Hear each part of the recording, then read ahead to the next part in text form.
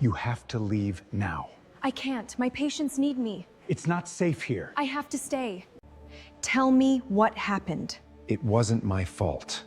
Then whose was it? I don't know. What would you do if telling the truth cost you everything, but staying quiet cost someone else their life? A security camera does not blink.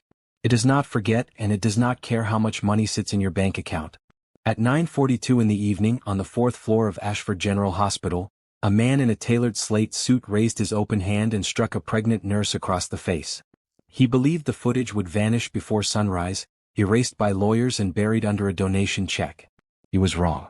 24 hours later, that same man stood behind a pane of reinforced glass in an orange jumpsuit, while the nurse he struck stood outside it, alive, upright, and still standing guard over the truth she refused to sell. Her name was Elena Marsh. This is how a single slap ended an empire. If stories like this keep you glued to the screen until the very last second, tap that subscribe button right now, because the next 90 minutes are going to test everything you believe about power, money, and consequence. Ashford General Hospital sat at the edge of downtown, a tower of glass and steel that glowed orange every evening when the sun dropped behind the parking structure.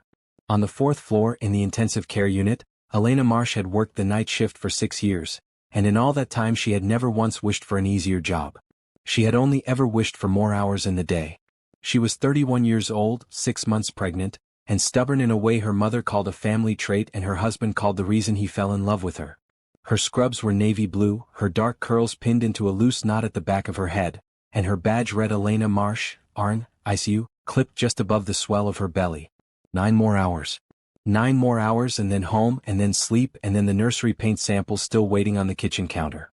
6 years was long enough to learn every sound this floor made and what each one meant, the particular pitch of an 4-pump running low, the heavier, more urgent tone of a cardiac monitor sensing trouble before a human eye could catch it.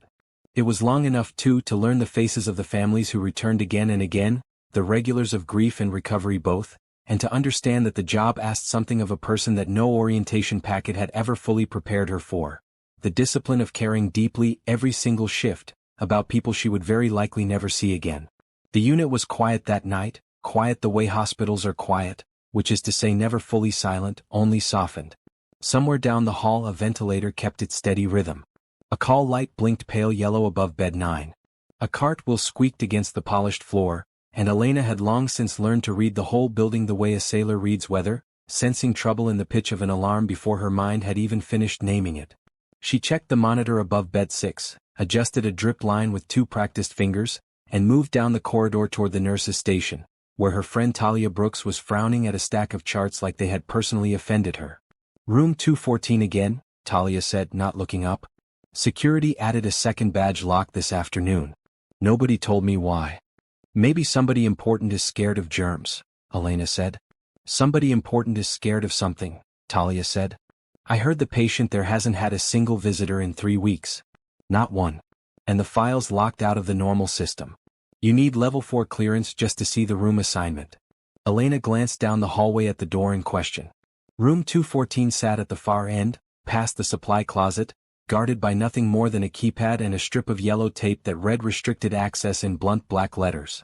She had walked past it 100 times without thinking twice. Hospitals kept secrets the way oceans kept currents. Quietly, constantly, and mostly out of sight. Not my business.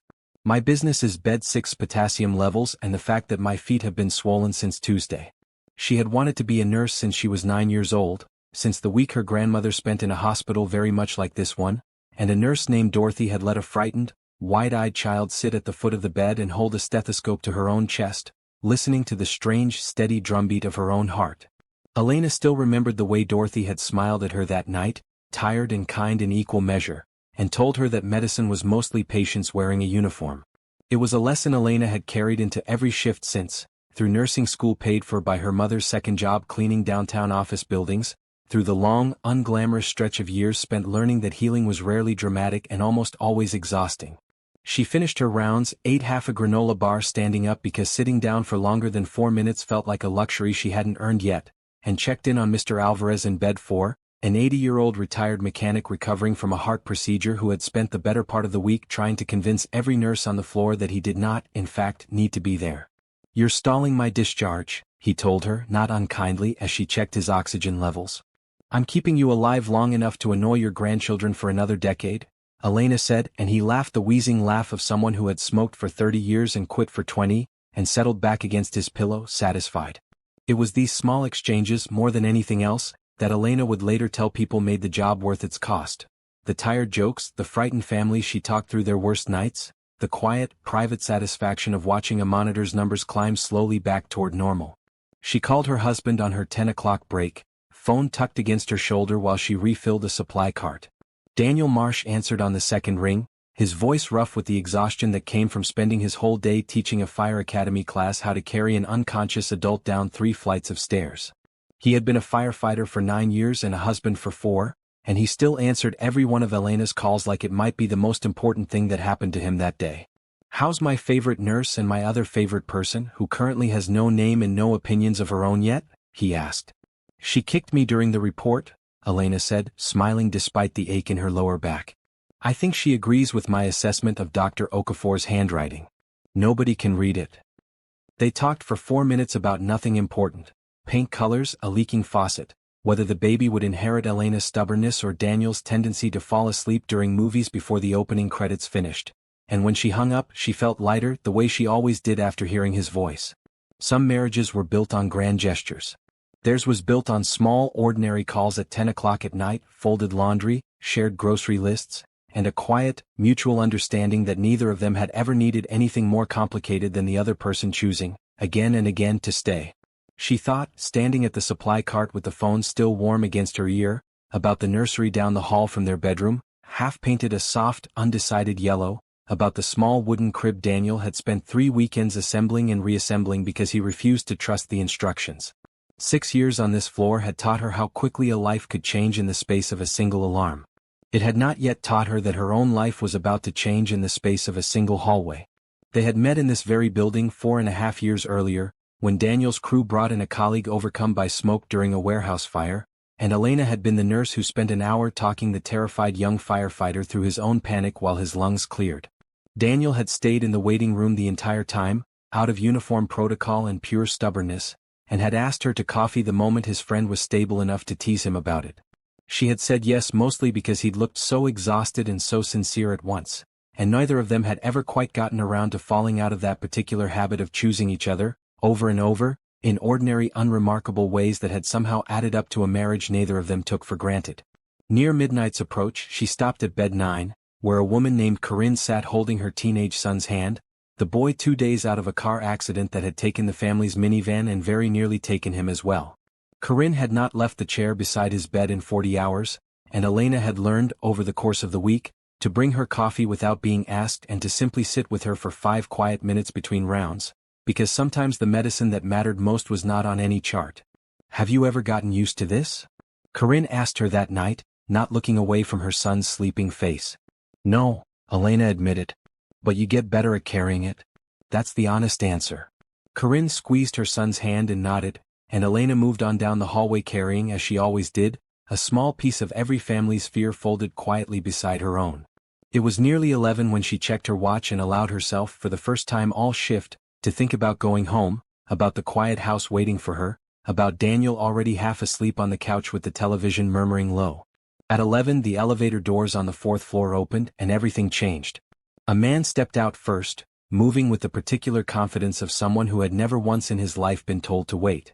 He was in his late 40s, silver-haired, dressed in a charcoal suit that had clearly never seen a department store, and flanked by 2 younger men in dark blazers who kept their hands folded in front of them like assistants trying to look like bodyguards, or bodyguards trying to look like assistants. Elena was never quite sure which. Elena recognized him before he said a word. Everyone in the city did.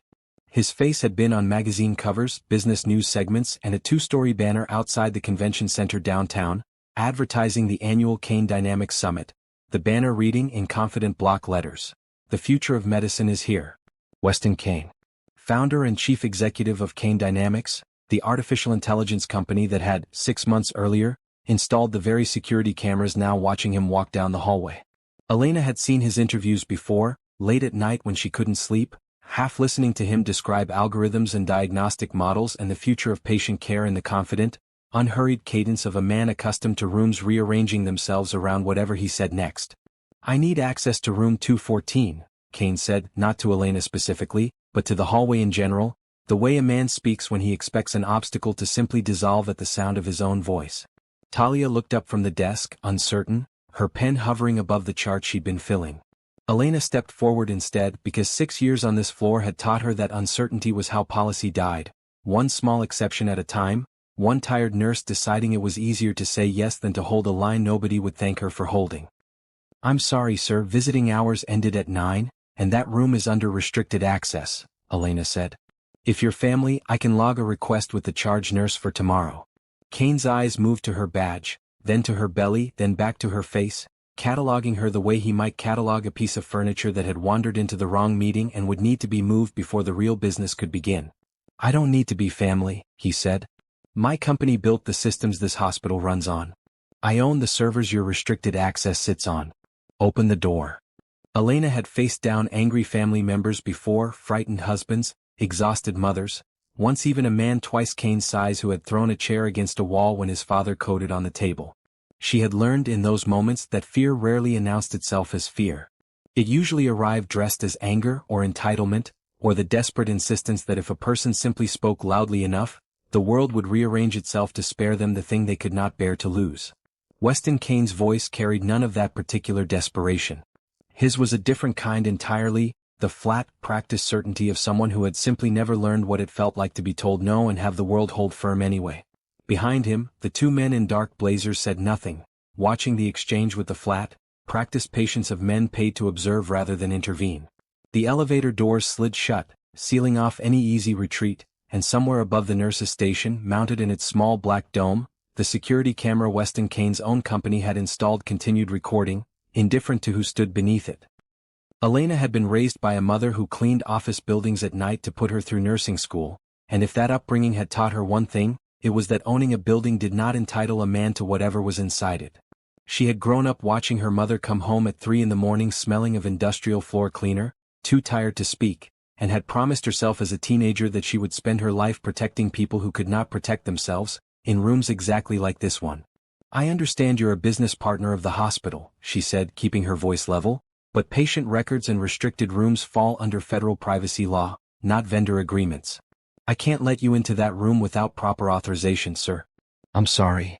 For a moment, Kane simply looked at her, and something moved behind his expression that Elena would later describe, when the federal investigators asked, as the look of a man doing math and not liking the answer. His jaw tightened almost imperceptibly. His hand, resting at his side, curled once and then relaxed, as though he were physically restraining an impulse he had rarely in his adult life needed to restrain. Down the hall, a door opened. Dr. Lucas Reyes, a second-year resident with a scruff of a beard and a coffee stain on his white coat, stepped out of a patient room and froze at the sight of Weston Kane standing in the ICU corridor at 11 at night, flanked by two men who plainly did not belong in a hospital and clearly knew it. Something is wrong here. Something has been wrong here for 3 weeks, and I am the only person on this floor who has not been told what it is. The patient in 214 is a former colleague of mine, Kane said, his voice dropping into something that tried to sound reasonable and did not quite manage it. I have every right to see him. I'm not asking twice. And I'm not opening that door twice, sir, because I'm not opening it at all, Elena said. Please step back from the restricted line. Security can help you file a formal request tomorrow morning.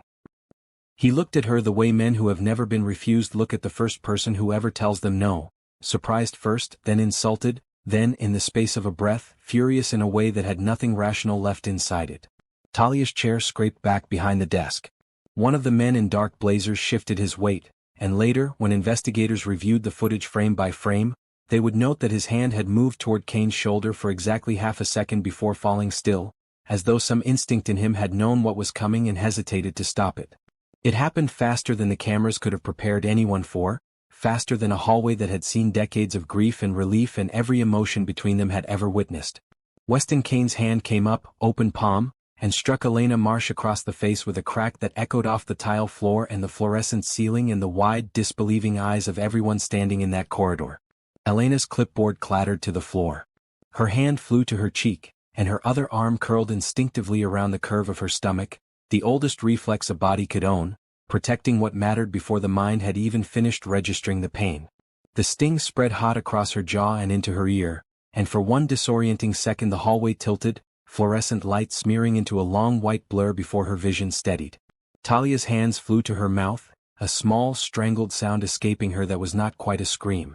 Lucas Reyes went still against the wall, his coffee cup forgotten in his hand, tilting slowly until it dripped onto the floor, and neither man in the room seemed to notice, both of them frozen in the particular paralysis that grips ordinary people when violence happens somewhere it is not supposed to happen. Breathe. Don't fall. Protect her. Breathe. For 3 full seconds nobody in that corridor moved, and in those 3 seconds the small black dome camera mounted above the nurse's station recorded everything at 60 frames per second, in 4,000 pixel clarity, streaming in real time to a cloud server that Weston Kane's own company had installed as a gift to the hospital 8 months earlier, back when gifts still felt like generosity and not like leverage. You'll want to think very carefully about what you say next, Kane said, straightening his cuff as if the slap had cost him nothing at all. No court in this state will take the word of a nurse over the word of the man who funds half its hospital wings. Remember that. He turned and walked back toward the elevator, his 2 blazer-wearing companions falling into step behind him without a single word of protest, and the doors closed on his reflection before anyone found the voice to stop him. The hallway held its breath for a long moment after the elevator's soft mechanical hum faded, as though the entire 4th floor had witnessed something it did not yet have the language to name. Elena stood very still in the middle of the hallway, her cheek burning, her heartbeat loud in her own ears, and felt the baby shift inside her, a small insistent kick as if to say I felt that too.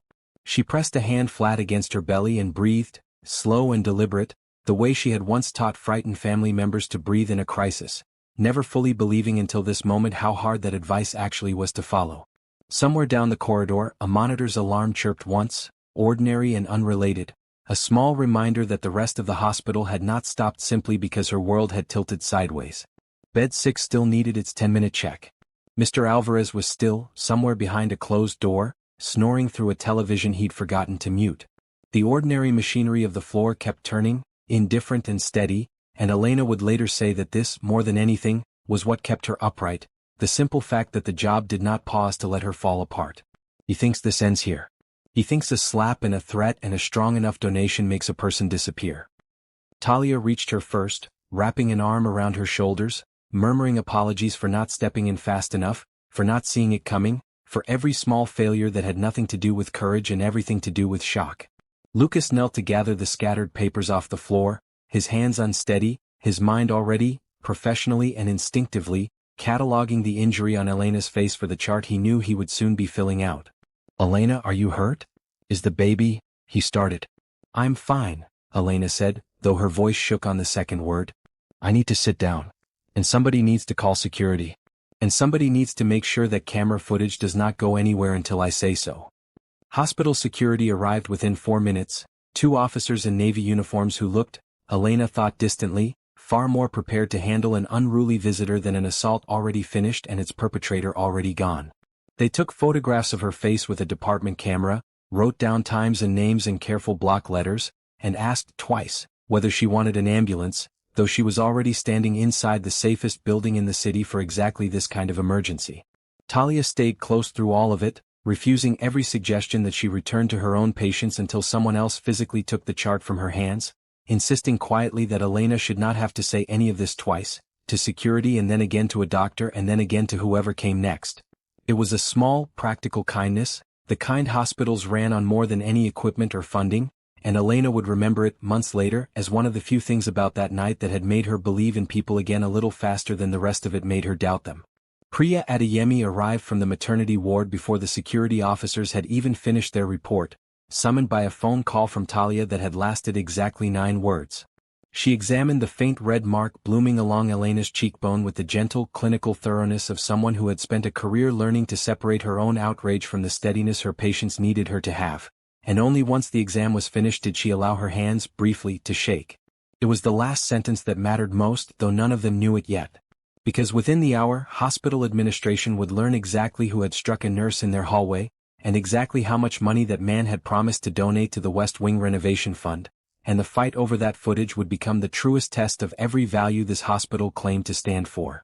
Down the corridor, patients slept on, monitors beeped their steady rhythms, entirely unaware that the quiet, orderly world they trusted to keep them safe had just cracked, almost silently at its foundation. By midnight, Elena sat in an examination room with an ice pack against her cheek and a fetal monitor strapped around her belly, listening to a steady, rapid heartbeat that was not her own and had never sounded more precious. The doctor on call, a soft-spoken woman named Priya Adiyemi, pressed the ultrasound wand gently across her stomach and smiled at the screen. "Strong heartbeat, good movement, no signs of distress," Priya said. "She's a fighter, this one. Takes after her mother, I'd guess." Priya had trained under one of the strictest attendings in the hospital's history, a woman who used to say that a doctor's calm was a kind of medicine in itself, dispensed in careful doses whether or not a patient noticed they were receiving it. Elena had heard the story a dozen times over the years, usually as a joke between colleagues, and had never quite understood how true it was until this particular night, sitting in a paper gown with her hands trembling faintly in her lap, watching Priya's steady, unhurried movements slowly talk her own body out of its own alarm. Elena laughed, and the laugh cracked halfway through into something closer to a sob, the kind that had been waiting politely for permission since the moment Kane's hand connected with her face. Priya set the wand aside and simply sat with her for a moment, saying nothing, letting the room be quiet in the particular way that trained caregivers know how to hold space without filling it. Alone for a few minutes while Priya stepped out to check another patient, Elena thought of her mother, of the nights she'd come home from cleaning glass office towers downtown, exhausted and silent, and how she had always told Elena that dignity was the one thing nobody could take from a person unless that person agreed to hand it over. Elena had believed her as a child the way children believe most things their mothers say, simply and completely. Sitting now in a paper gown with an ice pack against her face, she found she still believed it, though it cost considerably more to hold on to as an adult than it ever had to hear as a story at the kitchen table. Daniel arrived 20 minutes later, still in the gray Academy t-shirt he'd been wearing when Talia called him, his eyes moving over Elena's face with the barely contained fury of someone who wanted very badly to drive across town and do something he would later regret. He had broken every posted speed limit between the fire academy and the hospital, and the adrenaline still hadn't fully drained out of his hands, which trembled faintly as he reached for hers. "I'm going to find him," Daniel said quietly, kneeling beside the exam table, his hand covering hers. "You're going to sit right here and hold my hand," Elena said. "That man wants a reaction. He wants a headline about an angry husband. I'm not giving him one." He exhaled slowly through his nose, the way he did when he was talking himself down from something, and pressed his forehead briefly against her knuckles. She could feel the tension still coiled through him, a live wire barely grounded, and she understood it because some part of her wanted exactly what he wanted. The simple, uncomplicated satisfaction of a world where consequences arrived quickly and personally instead of slowly, through paperwork and patience. He married a woman who could talk a burning building into standing still. Of course she could talk him down too. They sat together for a while in the hush of the exam room, Daniel's hand never leaving hers, the fetal monitor's steady rhythm the only sound between them. Outside the door, the hospital carried on its ordinary business, oblivious for now to the storm gathering in its administrative offices, where phone calls were already being made, voices lowered, calendars rearranged. A nurse Elena barely knew from the third floor, a heavy-set man named Oscar who mostly worked pediatrics, appeared briefly at the door with a blanket he'd pulled warm from the dryer, setting it over Elena's shoulders without a word before disappearing again down the hall. It was a small thing, and it undid her more than the ice pack or the monitor or even Daniel's hand ever fully could, the sheer, unplanned kindness of people who had heard what happened and simply wanted, in whatever small way they could manage, to help carry it. At 1 a.m, a knock came at the door, and the hospital's chief administrator, Diane Foss, stepped inside with a folder pressed against her chest and an expression Elena had only ever seen on people delivering very bad news very gently. "Elena, I am so sorry this happened in our hospital," Diane said, settling into the chair across from her. "I want you to know we take this extremely seriously." The folder, it turned out, contained a proposed severance package, 6 months of pay, full benefits through the end of the year, and a single sheet requiring Elena's signature above a clause that used the words mutual non-disclosure 4 separate times in 2 paragraphs, wrapped in the kind of careful, bloodless language that lawyers use to make silence sound like an act of professionalism rather than what it actually was. "Mr. Kane's foundation has pledged $50 million toward the new trauma wing," Diane said, her voice carefully even. "A public dispute right now would jeopardize that funding, and that funding saves lives, Elena. I need you to understand the bigger picture here. The bigger picture. As if my face isn't part of the picture. As if the baby kicking against my ribs right now isn't part of the picture. The bigger picture is that a man walked into my hospital and hit a pregnant woman on camera, Elena said, her voice quiet but unmoving, and you're asking me to sign a piece of paper so his money doesn't have to know about it. Diane didn't answer right away. She looked, for just a moment, like a person caught between two versions of herself. The administrator who had climbed a career on careful compromises, and the woman who had once, a long time ago, wanted to work in hospitals because they were supposed to be places where the powerful didn't get to win by default. Elena watched something flicker across her face, guilt or memory or simple exhaustion, and then watched it settle back into practiced neutrality. Daniel sat silently through the exchange, his jaw tight, his hand resting protectively over Elena's on the exam table. He had spent 9 years running into burning buildings, and he had learned in that time to recognize the particular kind of danger that wore a calm voice and a tailored suit far more easily than he had ever learned to trust it. "I'll need until morning," Elena said, and Diane nodded, relieved to have anything resembling an answer, and left the folder on the table when she went, the door clicking shut behind her with a softness that felt, to Elena, almost worse than if she had slammed it. Lucas found Daniel in the hallway outside 20 minutes later, glancing over his shoulder like a man checking for cameras of his own, which, in a way, he was. His scrubs still carried the faint smell of hospital coffee and antiseptic, and his voice, when he spoke, had dropped into the low, urgent register of someone who understood exactly how much trouble he could be inviting by saying anything at all. "I heard 2 of the IT guys talking near the server room," Lucas said low and fast. "They got a request tonight to pull last night's 4th floor footage for maintenance review. That's not a real reason. Nobody pulls footage for maintenance at 1 in the morning. By then, word of what happened had already spread through every floor of the hospital in the particular, unstoppable way that news travels among people who spend their lives depending on each other to notice when something is wrong." A janitor Elena had never formally met left a small paper cup of hot tea outside the exam room door without knocking. 2 nurses from the maternity ward sent word through Talia that they'd cover any shift Elena needed covered, no explanation required. It was, Elena would think later, its own kind of evidence, the instinctive, unbought loyalty of people who worked hard for modest pay and understood exactly what it meant when someone with everything decided a person with comparatively little did not deserve to be treated with basic decency. Daniel's jaw tightened.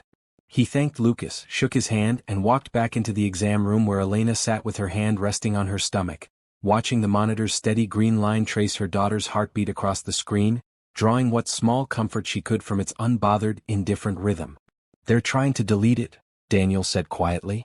Elena looked up at him, and something settled in her expression that had nothing to do with fear anymore. It was the same look, Daniel would tell her later, that she wore in the moments before a code, the moment a room full of frightened people turned to her because someone had to be the calm one, and she had simply, quietly, decided it would be her. "Then we need to move faster than they do," she said. Lucas Reyes had grown up the son of an electrician, and though he had chosen medicine over wiring, he had never entirely lost the habit of wanting to understand how the machines around him actually worked. It was this habit, more than any medical training, that saved the footage that mattered most, and it would later strike Elena as strange, almost fated, that the man who cracked open Weston Kane's carefully built system was someone who had learned patience by watching his father trace faulty circuits through the walls of other people's houses. He found the answer at 2 in the morning, sitting cross-legged on the floor of the residence lounge with his laptop balanced on his knees, scrolling through the hospital's vendor documentation for its new security system, a stack of poorly formatted PDFs that most staff had never bothered to open, let alone read in full. Kane Dynamics didn't just sell them cameras. They sold them a whole architecture. And every architecture has a back door, even the ones built by the people who are trying to use it against you. "Elena, look at this," Lucas said, half running down the corridor to the exam room where Elena and Daniel still sat, unwilling to leave until they had a plan. "The system Kane's company installed doesn't just store footage locally. Every recording auto-mirrors in real time to an off-site compliance server, for insurance and liability purposes. It's required for hospitals under federal healthcare regulations. They built it that way on purpose to protect themselves from exactly this kind of accusation." "So the footage already left the building," Daniel said slowly, understanding that it was arriving like the sunrise. "Before anyone in that hallway even called security," Lucas said. "It's sitting on a federally regulated compliance server right now. Deleting the local copy does nothing. His own unhackable system is the reason they can't actually make this disappear." Elena closed her eyes for a moment, and something like disbelief moved through her, quiet and enormous, the particular vertigo of watching a trap built for someone else spring shut around its own architect. She thought of every confident interview she had half-watched on late-night television, every promise Weston Kane had made about accountability and transparency in healthcare technology, and felt a small, bitter laugh rise in her chest at the size of the irony. He built the wall meant to keep truth in reach of consequence, and then he stood in front of the wall and hit me. At 3, with the hospital hushed around them, the three of them worked together, Lucas pulling documentation and cross-referencing server addresses, Daniel making calls to a lawyer friend from the fire academy who specialized in employment and civil rights law, Elena drafting a formal written statement while the ice pack slowly went warm against her cheek. Talia brought coffee she did not have to be asked to bring, setting the cups down without a word, her presence itself a kind of quiet solidarity. By the third cup, the small exam room had taken on the strange, improvised feeling of a command center, laptop cables trailing across the floor, printed pages spread over the exam table, Daniel pacing a narrow path between the door and the window while he waited for calls to connect. It was not, Elena thought, watching them all work on her behalf, how she had ever imagined the night ending when she clocked in 8 hours earlier for what should have been an unremarkable Tuesday shift. Lucas kept working while the others made their calls, cross-referencing the vendor documentation against public regulatory filings until he found the specific federal statute requiring the off-site mirroring, printing out 3 copies with a small, satisfied exhale, as though he had personally caught the entire system in the act of betraying its own creator. He annotated each copy with a yellow highlighter he'd borrowed from the nurse's station, underlining the relevant clause twice, and slid 1 copy across the table toward Daniel without a word.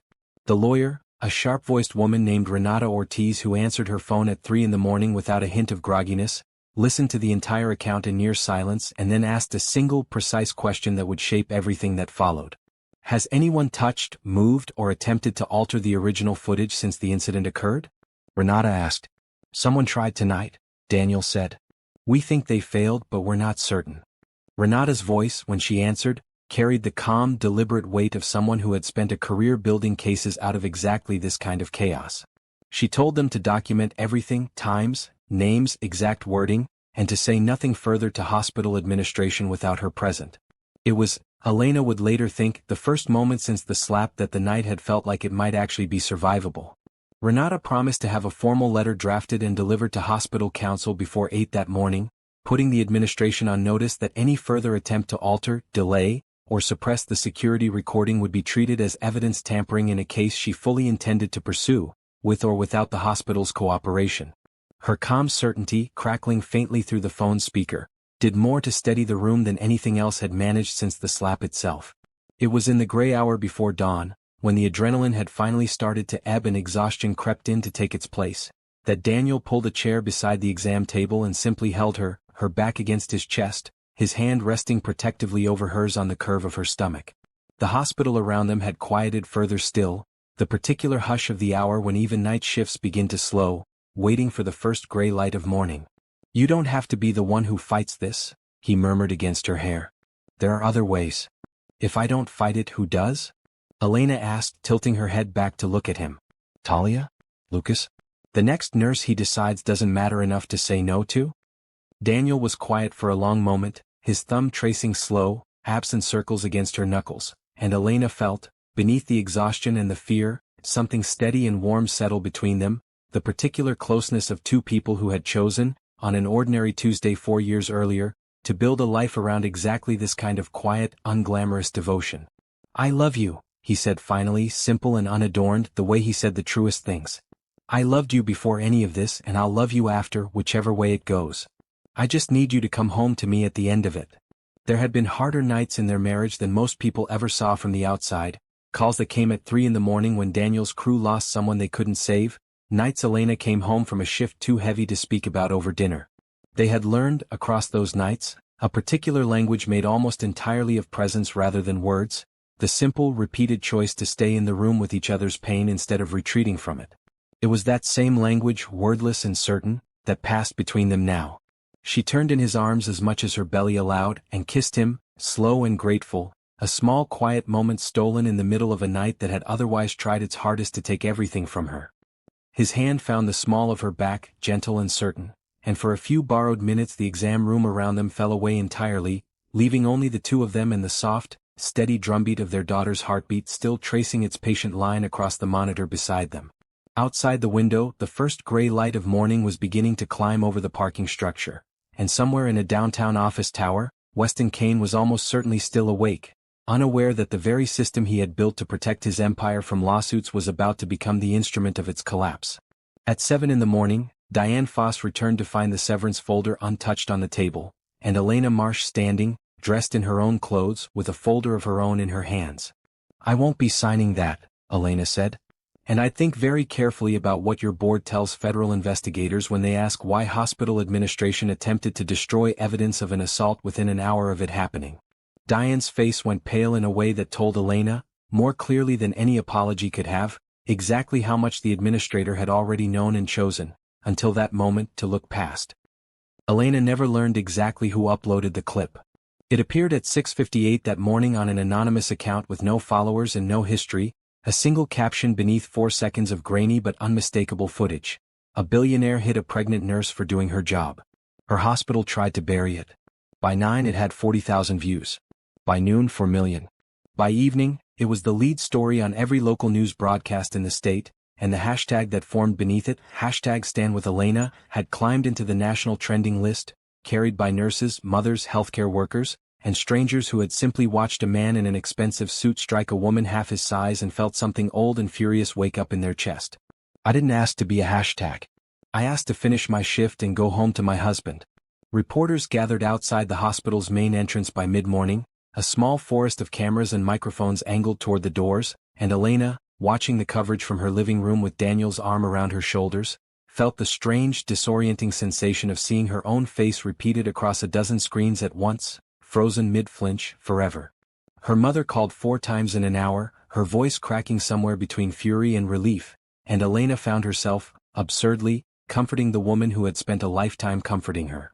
Kane Dynamics released its first statement at 11 that morning, a carefully worded paragraph from the company's communications office describing the video as, quote, "a deeply concerning and possibly manipulated piece of media that does not reflect Mr. Kane's character," and promising a full internal review conducted, the statement noted, by an independent committee that would, as it later turned out, report directly to Kane himself.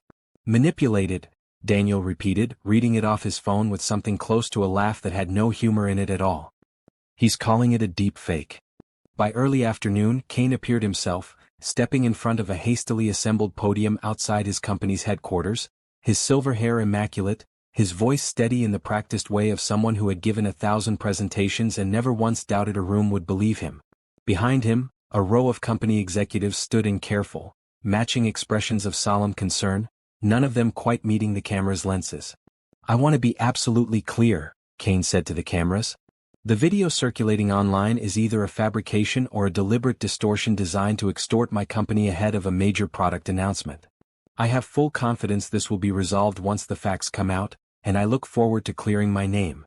Elena watched his face on the screen, calm and certain, and felt something cold settle behind her ribs that was not fear anymore, but something closer to clarity, a hard, steady resolve replacing the shock that had carried her through the previous night. "He is going to stand in front of the entire world and call me a liar. He is going to make my daughter's first headline about her mother a lie he invented to protect a keynote speech."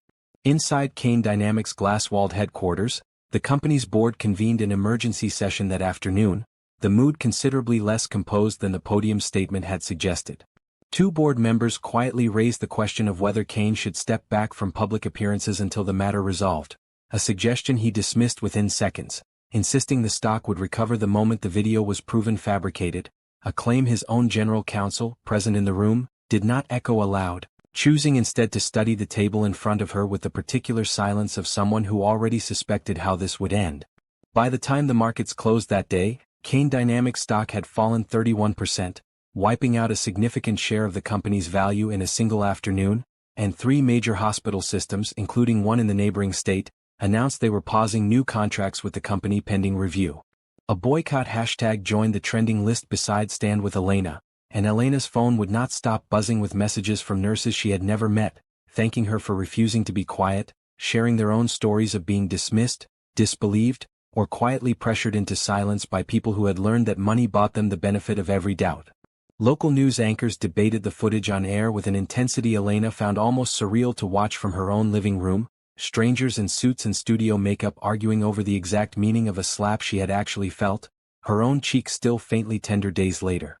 A morning talk show devoted an entire segment to hospital worker safety, inviting a panel of nurses who had never met Elena to speak, through tears, about their own close calls with volatile visitors and donors whose wealth had always seemed to buy them a longer leash than anyone else. A retired nurse named Constance, 81 years old and living 3 states away, mailed a handwritten letter that arrived 4 days later, describing a nearly identical moment from her own career decades earlier: a powerful man, a quiet refusal, and no camera anywhere to catch it. She had spent 30 years wondering if she had done the right thing, she wrote, and seeing Elena's story on the evening news had finally answered a question she had carried, unresolved, since 1974. Elena read the letter twice and kept it, afterward, in the same drawer where she kept her nursing school acceptance letter and her wedding invitation, treasures of an entirely different kind than money could buy. Talia called that evening, her voice tight with a mixture of pride and worry that Elena recognized because she felt it too, aimed inward at herself, at the enormity of what had started as a single refused request. "You should see the break room," Talia said. "Every nurse on the floor has your back. Even the ones who never say 2 words to anybody. Priya organized a shift cover so you don't have to worry about tomorrow." Daniel's entire crew from the fire academy showed up outside the house that evening, unannounced, carrying 2 full trays of lasagna and a folding table, treating the whole gathering with the easy, unspoken understanding of people who ran toward emergencies for a living and knew better than most that showing up mattered more than knowing exactly what to say. Elena sat on the porch steps eating slowly, surrounded by loud, kind strangers who had become, in the space of 1 terrible week, something closer to family. It should have felt like a victory, and in some small, warm corner of her chest, it did. But not every message that reached Elena that day was kind. Late that night, an unfamiliar number sent a single line of text to her personal phone, a number she had never given to anyone outside her closest circle. "Retract your statement or you will regret how this ends for your family." 2 days earlier, at a routine prenatal appointment she'd almost canceled given everything unfolding around her, Priya had listened to Elena's heart rate along with the baby's, and gently observed that stress had a way of settling into a pregnant body whether a person gave it permission or not. Elena had promised to rest more. She had not, in the days since, managed to keep that promise even once, and sitting now on the couch with a stranger's threat glowing on her phone screen, she felt her own pulse hammering in a way that had nothing to do with anything a monitor could measure. Daniel read it over her shoulder, and the color drained slowly from his face, replaced by something quiet, controlled, and far more dangerous than anger, the particular stillness he carried into burning buildings, when panic had to be set aside in favor of clear, deliberate action. "I'm calling that lawyer back," he said. "Tonight. And I'm calling the department. We're not doing this without protection." Elena nodded, her hand instinctively finding the curve of her stomach, and for the first time since the slap, she allowed herself to be frightened, not for herself, but for the small, kicking heartbeat that had never asked to be part of any of this at all. She sat very still on the couch while Daniel made his calls in the next room, his voice low and urgent, and stared at the darkened television screen, at her own faint reflection staring back, and thought, with a clarity that surprised her, that she would make the exact same choice again, every single time, no matter the cost. The morning after the threat arrived, Daniel noticed an unfamiliar gray sedan parked across from their house for the 2nd day in a row, its engine idling despite the mild weather, and though he could not prove anything beyond instinct, 9 years of reading danger in rooms full of smoke had taught him not to dismiss instinct lightly. He photographed the license plate from the front window without being seen and forwarded it to Renata before he'd even finished his coffee. The threatening text led the local detectives to trace the number back to a burner phone purchased with cash 2 days earlier, untraceable to anyone directly, but the officer who took Elena's statement gave her a look that told her exactly what he suspected without needing to say it aloud. A patrol car began parking outside the Marsh house each night, its presence both a comfort and a constant, unwelcome reminder of how far this had already traveled.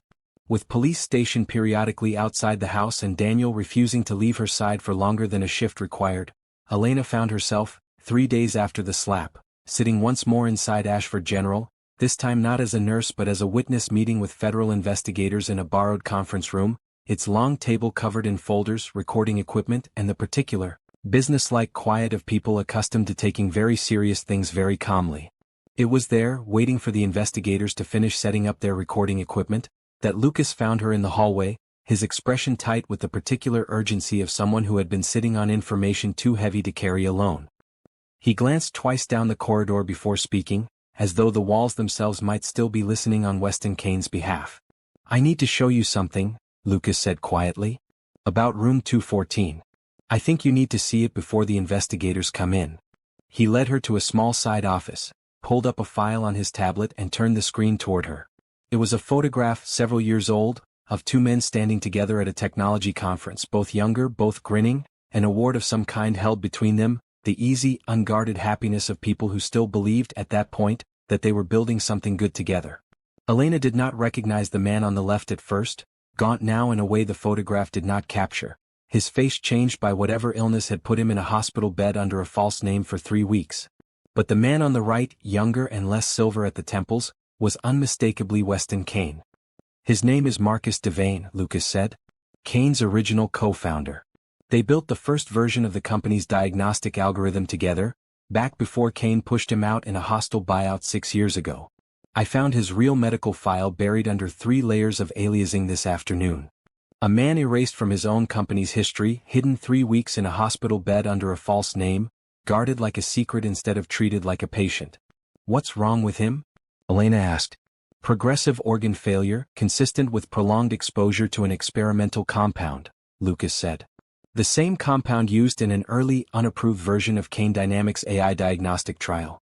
Marcus tried to blow the whistle on the trial 2 years ago, claiming the company falsified safety data to rush the product to market.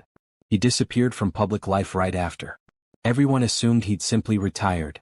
Elena stared at the photograph, at the easy, trusting grin of someone who had once believed himself a true partner, and understood, in one sick and sudden turn of her stomach, exactly what Weston Kane had come to that hallway looking for 3 nights earlier.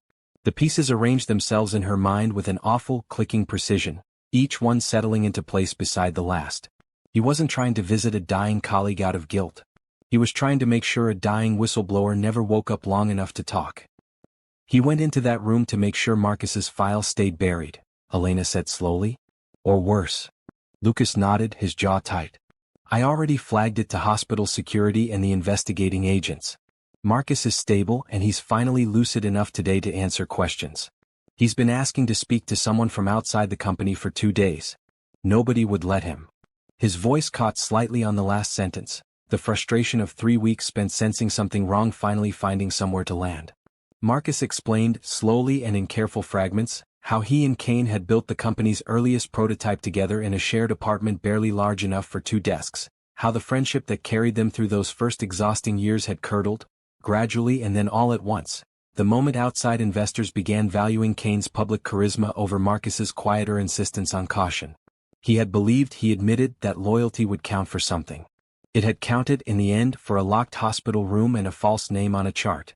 20 minutes later, with a federal agent present and Daniel waiting just outside the door, Elena sat beside Marcus Devane's hospital bed while he spoke in a thin, careful voice about tampered safety reports, about a trial rushed to market against his objections, about the private settlement Kane had offered him to disappear quietly, and the compound exposure that had begun mysteriously worsening only after Marcus refused to sign it. His hands shook as he spoke, more from the effort of speaking at all than from fear, and Elena found herself reaching out, without quite deciding to, and steadying his glass of water on the bedside table. I kept a copy, Marcus rasped, gripping Elena's hand with surprising strength. The real data. Hidden where he'd never think to look. If anyone still wants the truth, it's not too late to prove it.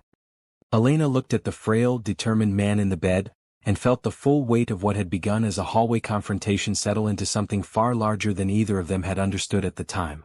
Outside the window, the city carried on its ordinary afternoon, entirely unaware that a dying man's careful hiding place was about to unravel an empire built, in part, on the assumption that he would never wake up to speak of it.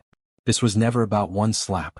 It was about how far a powerful man will go to keep the truth locked behind a door nobody is allowed to open. The federal agent, a measured woman named Sarah Kim, spent the remainder of the afternoon documenting Marcus's statement in careful, exhaustive detail, occasionally glancing toward Elena with something like quiet gratitude, the recognition of one profession toward another, both built on the unglamorous, essential work of paying close attention when everyone else has decided to look away. A forensic accountant joined the investigation by midweek, tracing the private settlement Kane had offered Marcus back through 3 shell accounts designed, badly, to obscure its origin. The kind of amateur concealment Sarah Kim would later note in her report was surprising from a man who had built an entire company on sophisticated data architecture. Power, she told Elena once, off the record, over coffee in the hospital cafeteria, rarely thinks it needs to be careful, because it has spent a lifetime being right about that assumption. It is only ever wrong once. It only has to be wrong once for everything to change. Over the following 2 days, Sarah Kim's team quietly subpoenaed 3 years of internal Kane Dynamics communications, uncovering a trail of edited safety reports, a private settlement offer to Marcus that had been drafted and then abruptly withdrawn once he refused its terms, and a series of messages between Kane and his head of security discussing, in language careful enough to avoid stating anything outright yet clear enough to leave no real doubt, how best to keep room 214 free of unwanted visitors. Each new document tightened the case to another degree, until what had begun as a single hallway confrontation had become, in the span of 72 hours, one of the largest corporate fraud investigations the state's federal office had opened in a decade. Before Elena left the room that evening, Marcus caught her wrist gently and thanked her, not for believing him, he said, but for being the kind of person a hospital could not afford to lose without the whole building noticing. It was a strange thing to be thanked for, she thought on the drive home, simply doing the job the way it was supposed to be done, and yet she understood, better than most, exactly how rare that had apparently become. Elena had considered, briefly, attending the summit herself, standing somewhere in that crowd as a silent witness to whatever came next. Renata had gently talked her out of it, reminding her that federal agents needed the moment to unfold exactly as planned, without variables neither of them could control, and that Elena's place that evening was safely at home, close to a phone, close to Daniel, close to the daughter who would arrive in a matter of weeks whether the world outside had sorted itself out or not. Kane Dynamics' annual summit had been scheduled for months, a glittering live-streamed keynote meant to unveil the company's next generation of AI diagnostic tools to investors, hospital executives, and 500,000 viewers online. Weston Kane had refused every suggestion to cancel it. Canceling, his communications team had argued, would look like guilt. And so, 24 hours after he struck Elena Marsh across the face, Weston Kane walked out onto a lit stage in front of 2,000 people in the convention center downtown, smiling the same smile that had once convinced investors, regulators, and an entire industry to trust him completely. Thank you all for being here tonight and for standing by us through what has been, frankly, a deeply unfair few days, Kane said, his voice smooth and unbothered under the stage lights. I promise you the truth is on our side, and tonight I want to show you why. He did not know, as he said it, that federal investigators had spent the previous 18 hours corroborating Marcus Devaine's hidden files against the compliance server's mirrored security footage, cross-referencing dates, signatures, and falsified safety reports with a speed that only comes when the evidence stops leaving room for doubt. Sarah Kim's team had worked through the night, joined by 2 additional agents flown in from the regional office, the office lights burning steadily while the rest of the city slept.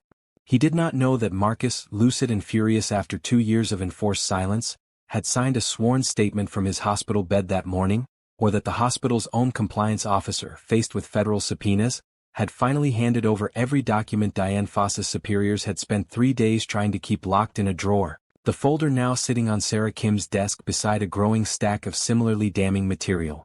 And he did not know that at the back of the auditorium, in the small technical booth controlling the summit's live broadcast feed, a producer working for Kane Dynamics' own contracted streaming vendor had, that morning, received a legally binding federal order compelling the immediate broadcast of specific evidentiary material, under penalty of obstruction charges for any employee who refused. The producer, a young man who had spent the entire day nervously checking his phone, had made his decision hours before Kane ever walked onto that stage. 40 seconds into Kane's keynote, the enormous screen behind him did not display the slide he expected. It displayed, instead, 4 seconds of unmistakable hallway footage, 60 frames a second, 4,000 pixels of clarity, an open palm striking a pregnant nurse across the face, followed by Marcus Devaine's trembling, sworn voice, played over black and white text pulled directly from the falsified trial reports bearing Weston Kane's own signature. The auditorium went silent in the particular way that only 2,000 people realizing the same terrible truth at the same moment can manage. Somewhere in the third row, an investor's champagne glass tilted, forgotten, spilling a thin line across the carpet that no one moved to clean. Turn that off, Kane said into his microphone, his composure cracking for the first time in 24 hours. Turn it off immediately, this is... He never finished the sentence. Federal marshals moved down both aisles of the auditorium as the footage continued to play above him, and 2,000 phones rose in unison to capture the moment, live, streaming, unable to be deleted, exactly the way his own unhackable system had been designed to prevent. They placed him in handcuffs on the stage he had built to prove his innocence, in front of investors he had spent a career convincing, and led him out through the same doors he had walked in through 20 minutes earlier, an untouchable man reduced to an ordinary one in the space of a single video. His silver hair, so carefully composed under the stage lights, had come loose across his forehead, and for the first time in the entire ordeal, he looked, to the 2,000 people watching, simply human, frightened and small. Elena watched it from her living room, Daniel's hand tight around hers, and felt something in her chest finally, quietly, release a tension she had been carrying so long she had almost forgotten what it felt like to set it down. He said no court would take my word over his money. He forgot that the truth doesn't need a court's permission to travel. Footage of the arrest replayed for weeks afterward, dissected in business schools and journalism classes alike as a case study in how quickly certainty can collapse once the underlying truth stops cooperating with the story built on top of it. Kane Dynamics board voted to remove him from the company entirely within 72 hours, appointing an interim chief executive who spent her first public address apologizing, at length and without qualification, to Elena Marsh, Marcus Devane, and every employee who had ever tried and failed to raise a concern within the company's walls.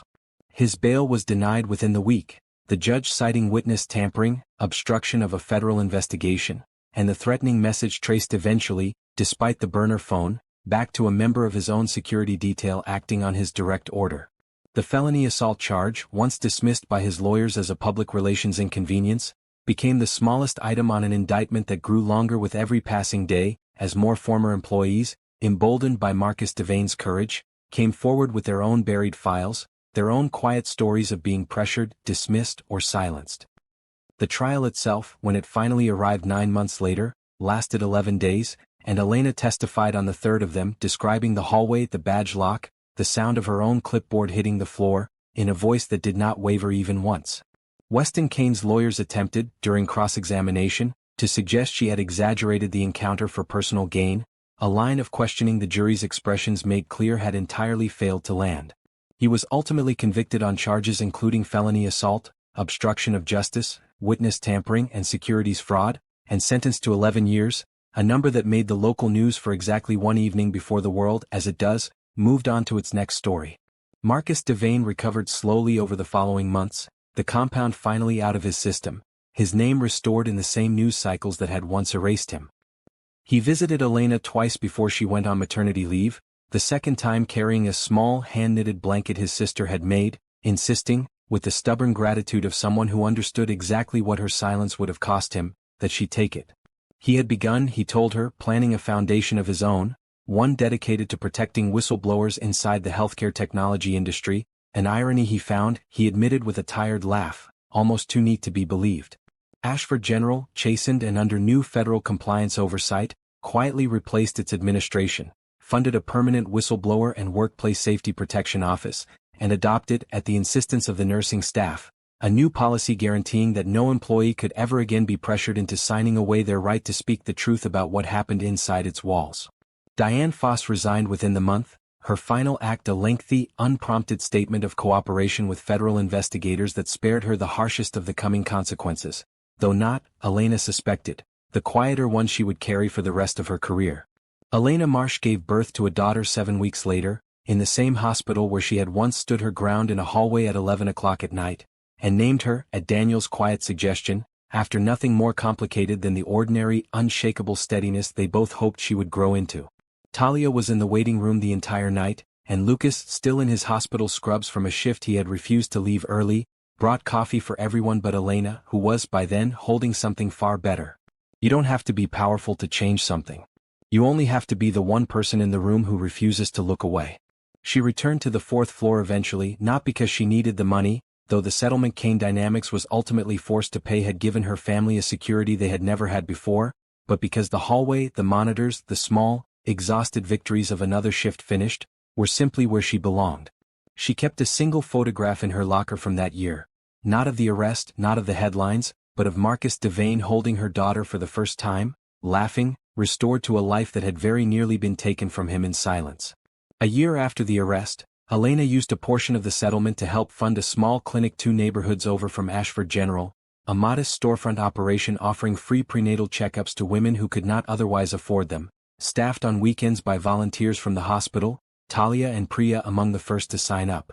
She never put her name on the sign outside, insisting the clinic belonged to the neighborhood and not to her, though everyone who worked there knew exactly whose stubbornness had built it, and exactly whose refusal to sign a piece of paper one exhausted night had ultimately made it possible.